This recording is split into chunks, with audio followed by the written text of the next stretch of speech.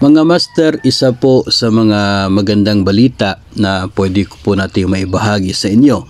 Galing po sa ating mga napulot na impormasyon doon sa ating pong dinaluhan na isa pong Congress ay ang ilang mga impormasyon na naibahagi ni Director Mario Bermudez tungkol po doon sa ginagawa ngayon ng DepEd, particular po sa BHROD. May kaugnayan ito sa magiging bagong hardship index scores na mga paaralan simula po sa 2024. Bilang background po dito mga master, alam po natin na noon pong 2021 naglabas ang DepEd ng DepEd Order number 39.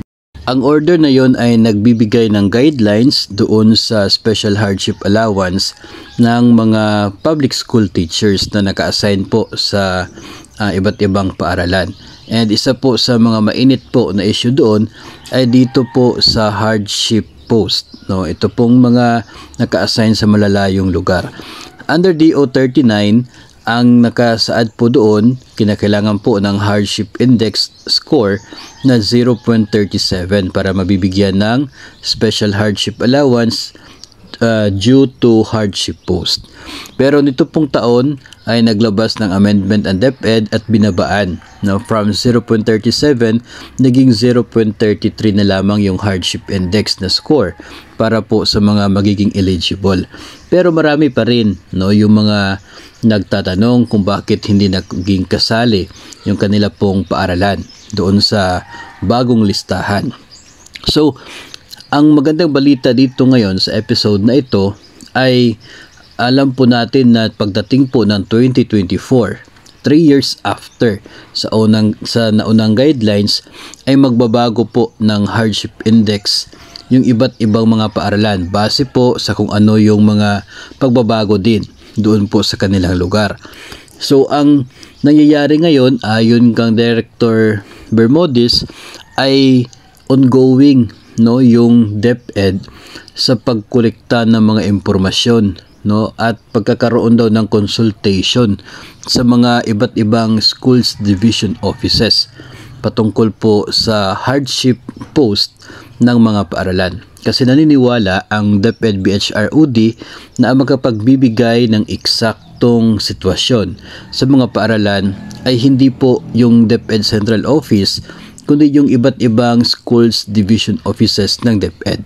So, ang nangyayari, yung consultation, yung data ay manggagaling sa mga division offices.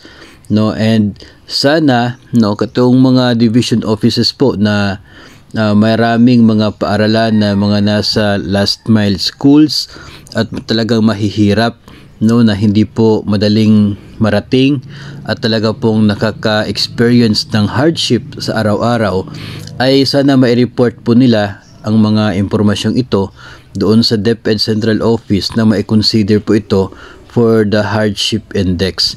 At isa din po sa magandang balita dito ay kahit nga po 0.33 na lang yung requirement ng score sa hardship index para maging eligible sa special hardship allowance, ang plano po ng DepEd BHROD is babaan pa. Babaan pa itong hardship index na score requirement. So ibig sabihin, yung mga hindi nakaabot ng 0.33 doon sa hardship index na score ay magkakaroon ng chance na maging eligible pa rin for special hardship allowance kapag ma-implement yung mas mababa na score requirement. So yun po ang plano ngayon ng DepEd.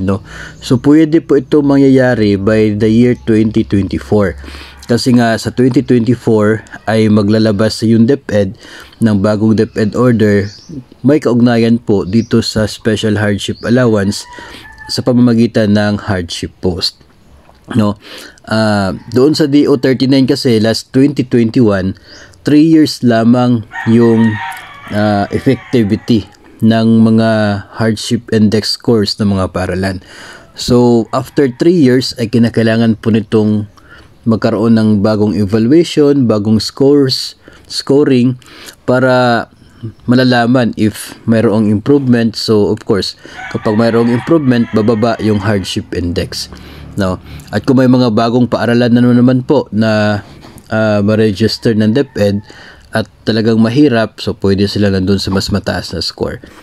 So sa 2024, 3 years after, ay maglalabas ang DepEd ng bagong scores ng mga paaralan, and yun na nga po, no, yun po yung ginagawa ng DepEd BHROD na sumasaguni doon sa mga division offices dahil naniniwala sila na yung mga division offices ang may kapasidad to determine sa mga eligible talaga na paaralan dito po sa special hardship allowance. So sana po yung mga division offices na walang eligible schools sa hardship post ay makatanggap na rin ng listahan ng kanilang mga paaralan na mapabilang sa mayroon pong hardship allowance.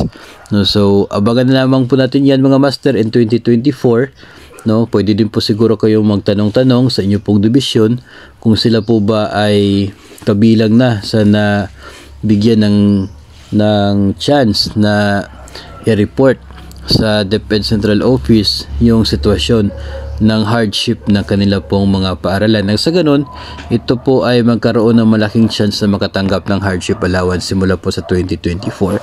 So, kapag mayroon na pong bagong guidelines po ng special hardship allowance ay of course, ibabahagi pa rin po natin yan kaagad sa inyo dahil naniniwala po tayo na karapatan po natin na malaman ang mga impormasyong ito, and ito po ay may kaugnayan po sa mga benepisyo na pwede pong ma-avail ng mga DepEd personnel, especially ng mga guro na naka-assign sa mga liblib na mga lugar at talaga pong napakahirap parating at gumagastos pa ng napakalaking halaga at oras para lamang marating yung kanila pong station at doon ay makapagsilbi bilang mga guro ng kabataang Pilipino.